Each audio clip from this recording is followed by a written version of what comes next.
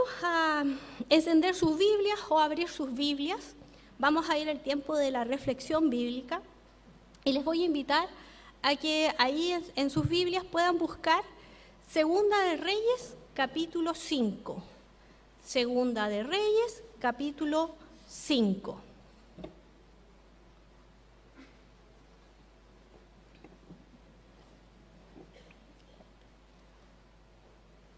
¿Sí? ¿Lo tienen?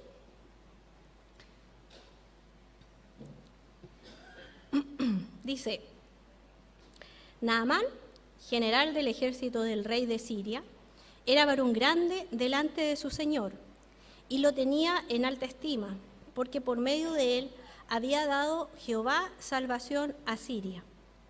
Este hombre, valeroso en extremo, pero leproso. Y de Siria había salido bandas armadas, y habían llevado cautiva de la tierra de Israel a una muchacha, la cual servía a la mujer de Naamán. Esta dijo a su señora: si rogase mi señor al profeta que está en Samaria, él lo sanaría de su lepra. Entrando Naamán a su señor, le relató diciendo: así ha dicho una muchacha que es de la tierra de Israel. Y él dijo, y le dijo el rey de Siria: anda, ve, y yo enviaré cartas al rey de Siria, de Israel. Salió pues él, llevando consigo 10 talentos de plata, 6,000 piezas de oro, 10 mudas de vestidos. Tomó también cartas para el rey de Israel, que decían así: cuando lleguen a ti estas cartas, sabe por ella que yo envío a ti mi siervo Naamán, para que lo sanes de su lepra. Luego el rey de Israel leyó las cartas, rasgó sus vestidos y dijo: ¿soy yo Dios que mate y dé vida para que éste envíe a mí a que sane un hombre de su lepra? Considerad ahora y ved cómo busca ocasión contra mí. Cuando Eliseo, el varón de Dios, oyó que el rey de Israel había rasgado sus vestidos, envió a decir al rey: ¿por qué has rasgado tus vestidos? Vengan ahora a mí, y sabrá que hay profeta en Israel. Y vino Naamán con sus caballos y con su carro, y se paró a las puertas de la casa de Eliseo. Entonces Eliseo le envió un mensajero diciendo: ve y lávate 7 veces en el Jordán, y tu carne se restaurará y serás limpio.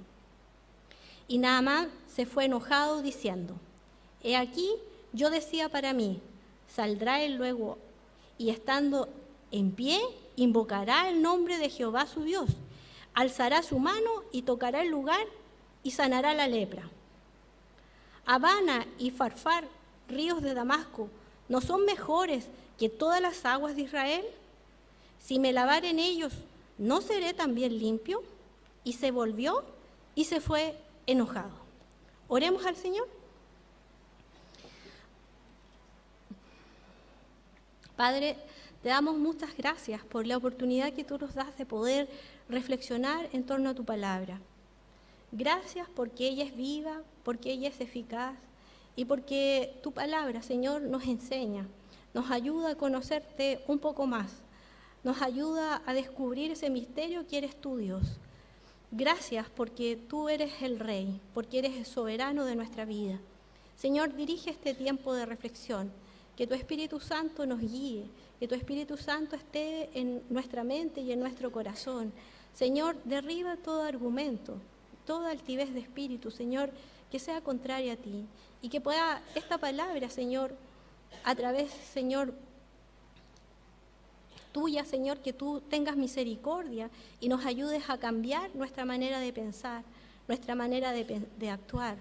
Señor, sin duda, el escuchar y el hacer parte de tu palabra en nuestras vidas y practicarla en nuestras vidas es, Señor, reflejo de lo que tú haces en nuestras vidas también. Te lo rogamos, Padre, en el nombre de Jesús. Amén. El jueves 8 de marzo, en muchas partes del mundo, se conmemoró el Día de la Mujer. Tal vez usted ha escuchado qué significa la palabra conmemorar. No es una celebración, sino que más bien las conmemoraciones se suelen realizar para mantener viva la memoria de las personas sobre determinados acontecimientos históricos. Puede ser la conmemoración de un fallecimiento de un prócer, una batalla, un atentado terrorista, se puede conmemorar. Es importante tener en cuenta que la conmemoración no es, vuelvo a decir, una celebración, sino más bien consiste en rememorar lo ocurrido. Muchas veces una conmemoración tiene el objetivo de renovar un reclamo de justicia. Tal vez usted pueda estar pensando, ya, entiendo por qué conmemoran el Día de la Mujer, pero tienen tantas cosas ahora que ¿qué más quieren las mujeres si lo tienen todo? ¿No es cierto? Podríamos pensar eso. Pero la vida en Santiago, en la ciudad de Santiago, no es la misma vida que en el sur o en el norte de nuestro país. Y la vida en Chile no es la misma vida en otras culturas. Hay diferentes formas de vivir siendo mujer y siendo niña. En otras culturas tal vez es más complejo. Las mujeres y las niñas no tienen las mismas oportunidades que aquí en Santiago. En la cultura del Medio Oriente, en los tiempos del Antiguo Testamento, más o menos en este tiempo en que hemos leído este texto, los niños y niñas no eran considerados como personas completas, sino medias personas. Y en muchas culturas, desde que se inicia la pubertad, existen ritos o ceremonias donde los niños y niñas se hacían personas, se hacían adultos. Si ya es difícil ser mujer en la etapa adulta, a veces no siquiera nos imaginamos qué es ser mujer siendo niña. Actualmente hay culturas como en la India que se realizan infanticidios femeninos, una práctica cultural que persiste hasta hoy día, en el siglo XXI. De hecho, cada día miles de niñas pequeñas en la India mueren antes de nacer o pierden sus vidas porque su familia no las quieren o las repudian por ser niñas. También existen los matrimonios infantiles. Las familias más pobres deben casar a sus hijas a edades tan tempranas como los 10 años para que dejen de ser carga para sus familias. O a veces las niñas arriesgan su vida con un procedimiento como la mutilación genital femenina, que más de 200 millones de mujeres y niñas que actualmente están vivas han sido objetos de esta mutilación en 30 países de África, Medio Oriente y Asia, donde se concentra esta práctica. En la mayoría de los casos se practica en la infancia y en algún momento entre la lactancia y los 15 años. La mutilación genital femenina es una violación de los derechos humanos de estas niñas, de estas mujeres. Hemos leído Segunda de Reyes 5 y usted se preguntará qué tiene que ver Segunda de Reyes con todo lo que yo le he leído. Tiene mucho que decirnos y nos va a ir enseñando y usted se va a dando cuenta que a medida de la reflexión nos vamos a dar cuenta de la importancia de conmemorar este día. Eliseo fue un profeta hebreo que vivió en Israel, en el Reino del Norte, aproximadamente entre los años 850 a 800 a.C. Fue escogido como el sucesor del profeta Elías. Fue profeta durante el reinado de 4 reyes, Joram, Jehú, Joacás y Joás. Era un profeta considerado un hombre de guerra, un estratega privilegiado. Su presencia era necesaria entre los hombres armados de Israel, comprometido con las comunidades. Eliseo no reduce su actuación a la corte simplemente con su presencia o cuando lo llamaba el rey, sino también se presenta ante el rey si es necesario decirle algo sin que el rey lo llamara. Este profeta tiene prestigio también entre los ancianos de la ciudad. Se sienta con ellos, convive con ellos. El actuar o la vida de este profeta Eliseo se identifica con los otros profetas del Antiguo Testamento que nosotros conocemos o que hemos leído. Él articulaba la resistencia del campesinado y los sectores sociales contra los desmanes y las injusticias que cometía la monarquía, y que es generalmente lo que nosotros escuchamos de los profetas, Oseas, Amós y otros. La primera parte de este texto la dividí en dos porque hay dos lugares geográficos que son interesantes de descubrir. La primera parte se desarrolla en Siria, en los versículos del 1 al 6, y ahí nos describe la situación de este hombre poderoso llamado Naamán. Luego, de los versículos del 2 al 3, una conversación entre dos mujeres, y del 4 al 6, la conversación de dos hombres, Naamán y el rey de Siria. Luego, la segunda parte de este texto se desarrolla en otro lugar geográfico. Ya están en Israel, en el reino del norte, de los versículos del 7 al 12.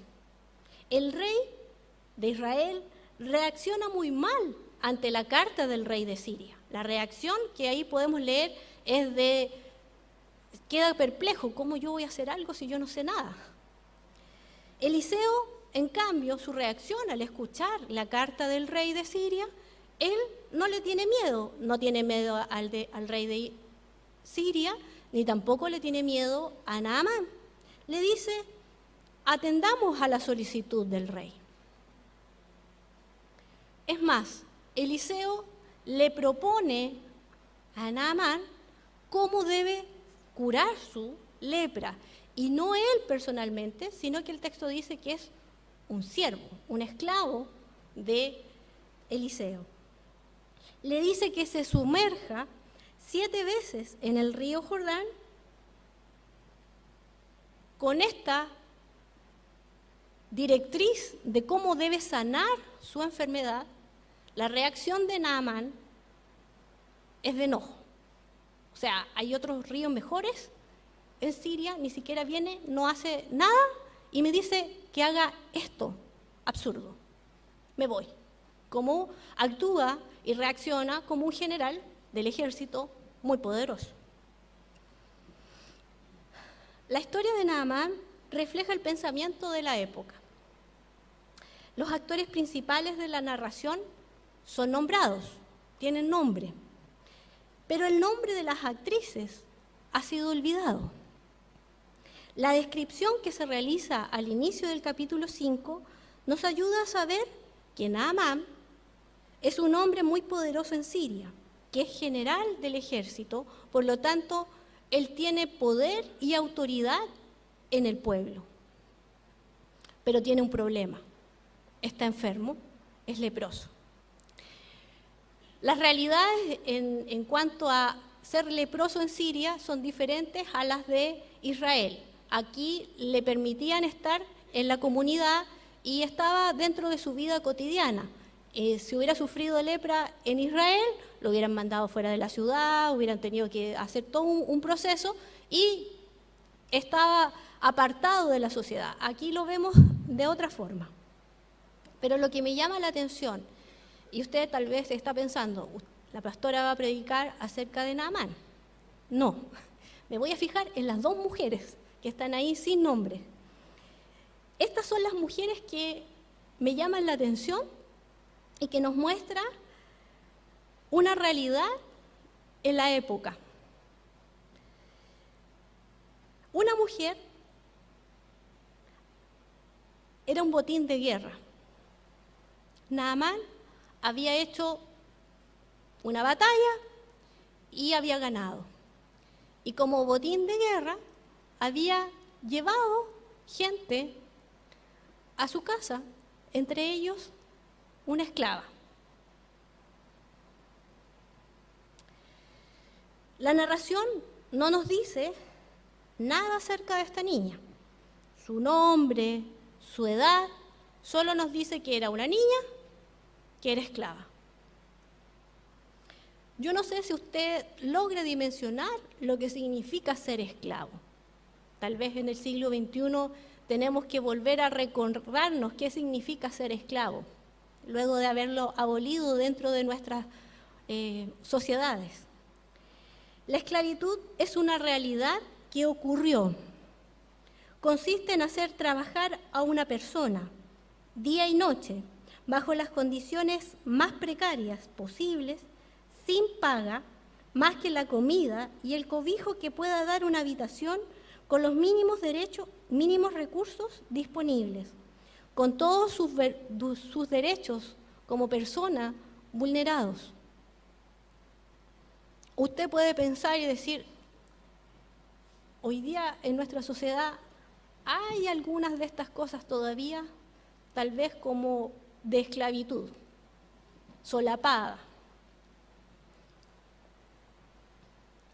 La otra mujer es la esposa de Naamán.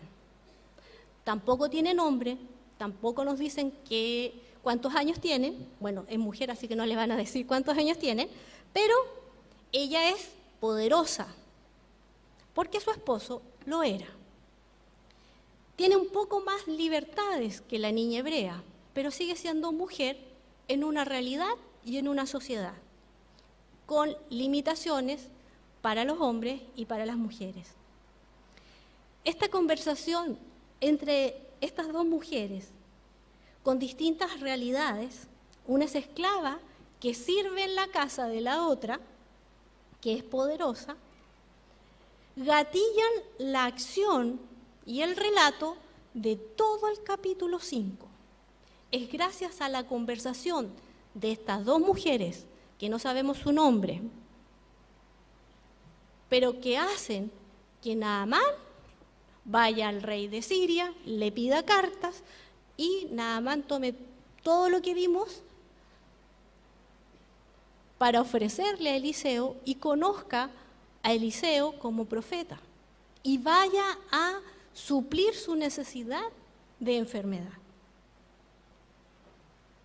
Sin esta conversación, Naamán nunca se hubiera enterado de que el profeta Eliseo lo podría haber ayudado. Hay una teóloga llamada Nancy Cardoso que destaca en un artículo que se llama La profecía y lo cotidiano. Y ella dice, las mujeres y los niños están presentes de manera significativa en las narraciones del profeta Eliseo a partir de los capítulos del 1 al 11 de Segunda de Reyes. En una realidad de guerras, de hambre, deudas, enfermedades, pobreza y esclavitud, mujeres desesperadas y esperanzadas defienden cotidianamente la vida de los niños amenazados y sacrificados. Sin embargo, esta memoria de estas mujeres y de los niños empobrecidos ha sido sistemáticamente omitida dentro de la investigación bíblica. Y yo le encontré un poco de razón, porque si usted, y lo invito a leer los capítulos del 1 al 11 de Segunda de Reyes, no aquí, tal vez en sus casas, y vaya estudiando y vaya investigando, se va a dar cuenta que la acción del profeta Eliseo en su realidad era verdad. Esta descripción que yo le di, era poderoso, los hombres de Israel lo reconocían como autoridad. Los ancianos lo reconocían como autoridad, él compartía, pero en su actuar, Eliseo veía la necesidad de los más vulnerables de la sociedad. ¿Y cuáles eran en ese momento? Los niños y niñas y las mujeres. Y su forma de actuar su forma de relacionarse era con mujeres, con niños, en las casas, de una forma muy doméstica.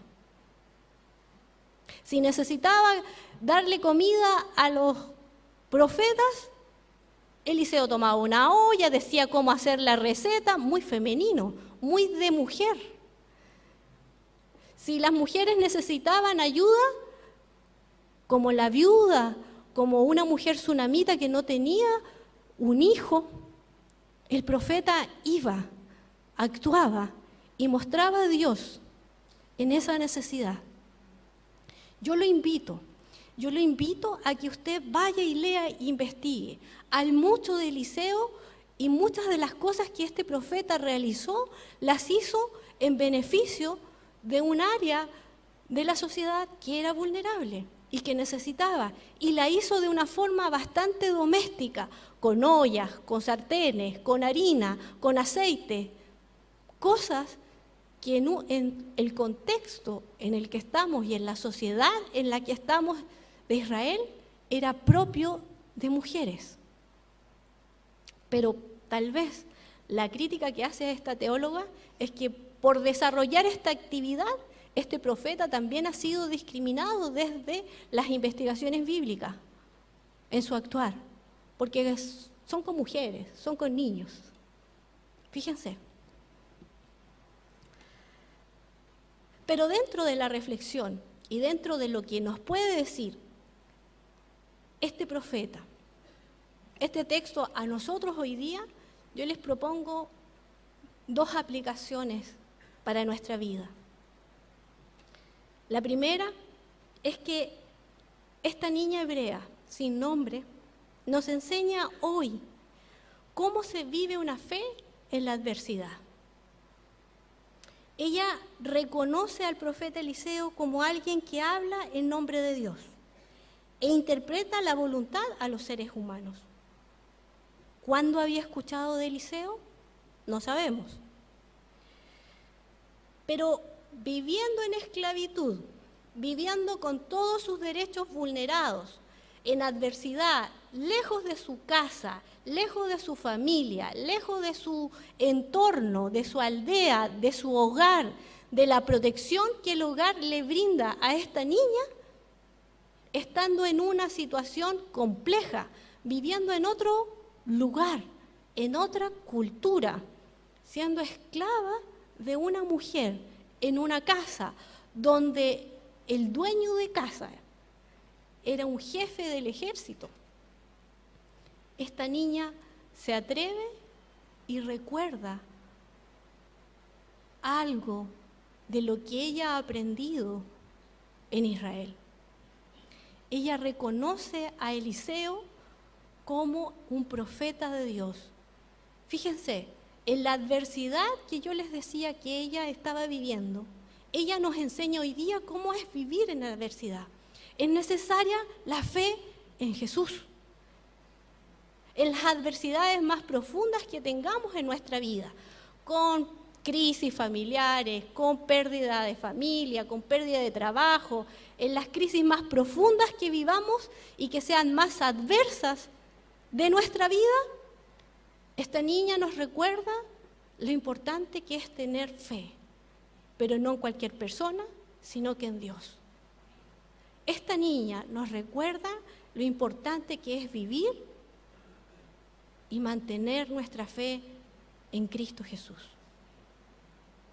Pero también esta niña nos enseña no solo a que es importante nuestra fe y esta nos ayuda a mantener firmes en medio de la adversidad, sino que esta fe y esta enseñanza que nos da esta niña es que en medio de las adversidades mi fe me ayuda a vivir, pero la voy compartiendo a otros. La niña, si se hubiera quedado callada y no le hubiera dicho nada a la mujer de Naamán, nada hubiera pasado. Pero fíjense lo que hace la fe profunda, la fe que está en medio de la adversidad, en los peligros más profundos de la vida del ser humano, hacen que nos afirme que nos ayude a conducirnos en esta vida, pero nos hace testificar y hablar a otros de Cristo, de Dios. La fe solamente para nosotros, esta niña nos enseña a que no es válida. La fe pensada y que nos ayuda a mantenernos en nuestra vida, pero aún en medio de nuestra vida, el compartirles a otros es el que nos da el testimonio y el que nos ayuda a compartirles a otros de este evangelio, a otros de este Dios. Lo pequeño e insignificante para la sociedad tiene la respuesta para ayudar a los poderosos, la esposa y Naamán. En muchas oportunidades hemos visto esta imagen en las Escrituras. Lo pequeño mostrando a Dios, a los grandes y poderosos. Lo insignificante y pequeño de la sociedad, un esclavo, mostrando la grandeza, el poder y la autoridad de este Dios de Israel. Lo pequeño e insignificante a veces ha cambiado el orden social de la humanidad. Con esto me detengo y recuerdo que visitando una exposición que había en el Museo de la Moneda, no sé si usted lo vio, es una exposición de Roma, era bien interesante, y dentro del grupo que estábamos, la monitora que guiaba este recorrido nos estaba mostrando lo grande y poderoso que era el Imperio de Roma, en su organización, en su política, en su economía. Cuando llegamos a una sección donde estaba mostrando los mosaicos, que son estos cuadros hechos con cerámica muy pequeñitas y que van formando una figura, la monitora dice, no le voy a decir nada más, la monitora dice, los cristianos, ellos revolucionaron el imperio por su creencia que tanto ricos y pobres podían conocer a Dios de la misma manera. Eso era impensado para los ricos, que tenían todo para acceder a Dios con sus ofrendas y sacrificios. En cambio, un pobre no tenía nada que ofrecer. La pequeñez de los cristianos frente a lo poderoso del Imperio Romano hizo que se debilitara poco a poco las creencias de este imperio. Otra vez, una imagen, lo pequeño. ¿Quién eran los cristianos en el Imperio Romano? Esclavos, personas no muy poderosas, pero eso fue debilitando a este imperio poderoso.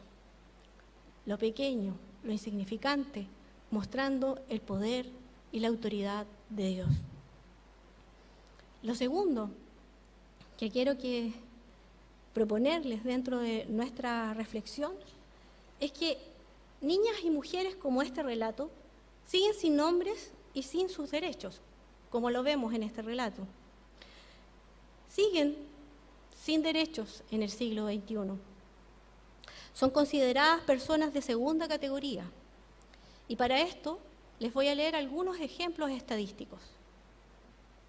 Más de 750 millones de mujeres que viven actualmente en todo el mundo se casaron siendo niñas, con menos de 18 años de edad.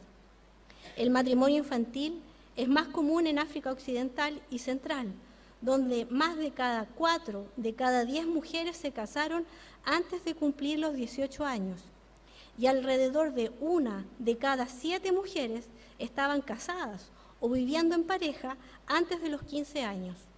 El matrimonio infantil suele dar lugar a embarazos precoces, al aislamiento social, irrumpe la escolaridad, limita las oportunidades de las niñas y aumenta el riesgo de sufrir violencia doméstica.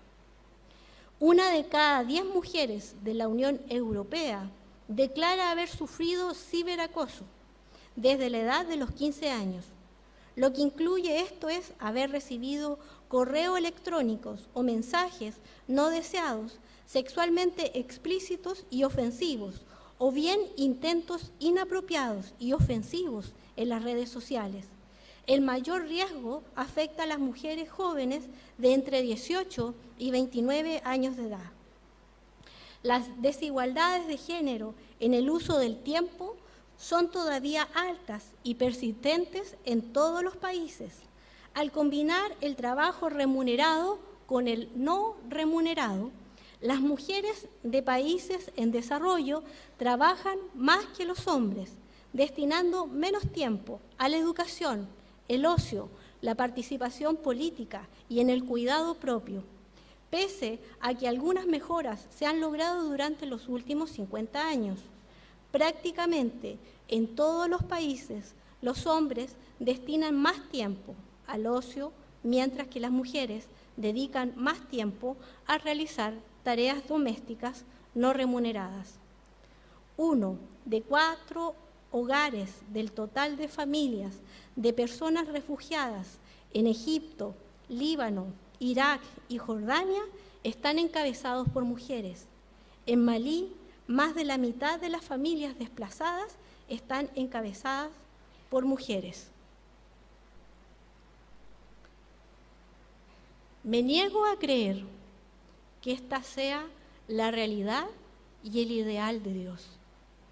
Estas cifras me niego a conocer y reconocer que esto sea natural, aunque muchos digan, pero esto es lo más natural.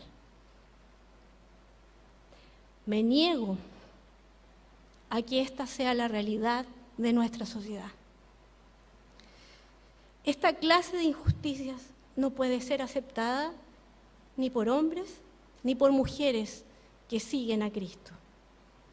La justicia y la libertad son señales del reino de Dios aquí en la tierra, y lo hemos escuchado el año pasado en las parábolas. Ustedes caminan por la ciudad y perciben que la sociedad ha cambiado. Y yo les puedo decir, sí, ha cambiado. Puedo estar aquí al frente predicándoles a ustedes, pero necesita cambiar más. Las estadísticas y la realidad de vivir en Santiago no es la misma. Aún se necesita más cambio, más libertad, más igualdad. Yo les hacía y pensaba en alguna pregunta que ustedes estaban haciendo ahí. ¿Qué es lo que quieren las mujeres ahora si tienen todo? Queremos igualdad de oportunidades. Queremos ser tratadas como personas. Las mujeres adultas, pero también las niñas. Necesitamos que hoy como iglesia levantemos la voz ante estas injusticias. Necesitamos que hombres y mujeres que han tenido un compromiso serio con Cristo se levanten y digan: no más injusticias. No hay personas de segunda categoría, hay personas siendo creadas con la imagen de Dios en sus vidas, que merecen ser tratadas con dignidad y respeto, que necesitan la oportunidad de estudiar y de trabajar y de desenvolverse en la ciudad con libertad. Yo no solamente estoy hablando por las mujeres adultas, porque sabemos que tenemos un tiempo determinado, pero hay otras que vienen detrás de nuestro. Hay niñas que están naciendo, hay niñas que se están desarrollando, y por ellas es que necesitamos que hombres y mujeres se levanten, hombres y mujeres cristianas que digan: no más, esto no puede seguir ocurriendo. Si recordamos la prédica del domingo pasado, tiene mucho sentido y no nos pusimos de acuerdo. Pero hay un versículo en Romanos 12:2 que nos recuerda a Pablo lo necesario y lo preciso que es que la palabra de Dios produzca el cambio en nosotros, los que escuchamos la palabra de Dios, no en los que no escuchan la palabra, sino que en nosotros. No vivan ya según los criterios del tiempo presente.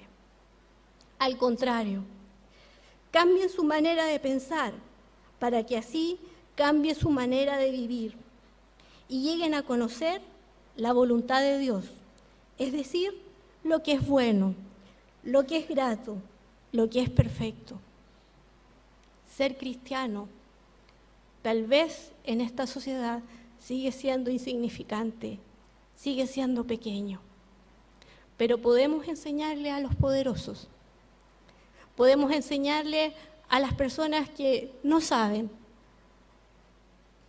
cómo Cristo nos ha dado libertad, cómo Cristo ha cambiado nuestra vida, cómo Cristo ha transformado nuestra realidad.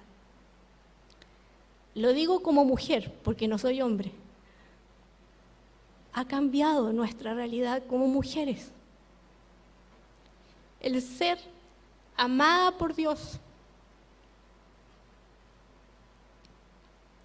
es algo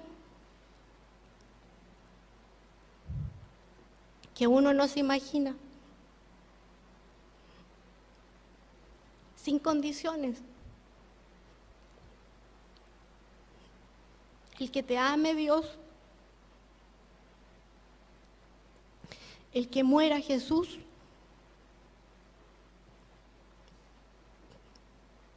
por ti.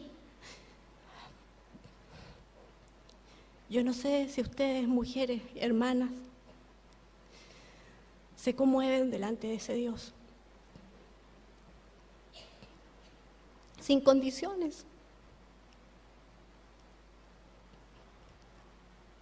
No te pide nada. Si esa realidad que hemos vivido en la intimidad, si esa realidad con Cristo la hemos vivido en la iglesia, es necesario que esa realidad la compartamos de la misma manera en nuestra sociedad.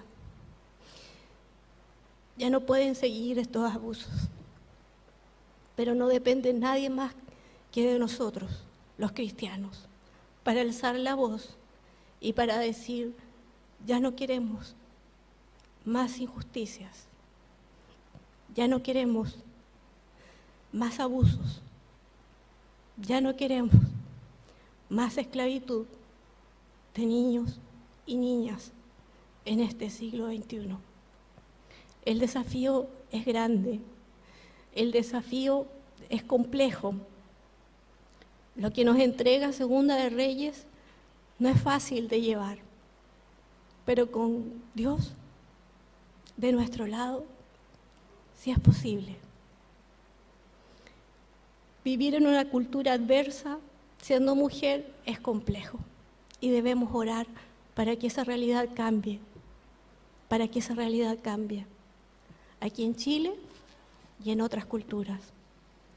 Oremos al Señor.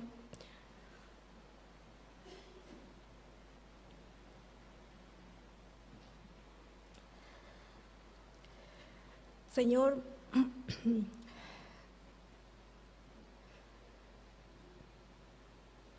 te pedimos que tú nos guíes, que tú nos des sabiduría para vivir en medio de esta sociedad, a veces desigual, a veces con injusticias muy duras. Pero Señor, ayúdanos a no amoldarnos a este sistema. Tú nos has dado libertad, tú nos has dado amor, y no es por algo que nosotros hubiéramos merecido, sino que es por tu gracia, es por tu bondad y tu misericordia.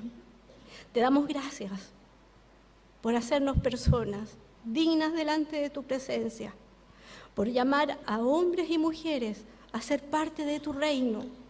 Gracias, Señor, por mostrarnos, Señor, el camino al Padre a hombres y mujeres. Pero, Señor, ayúdanos a ser valientes, a no callar, a hablar cuando sea necesario. Señor, no solamente si nos afecta a nosotros, si afecta a otros, Señor, incomoda nuestras vidas de tal manera que podamos, Señor, hacer lo que nos corresponde hacer. Te pedimos perdón, tal vez por guardar silencio. Te pedimos perdón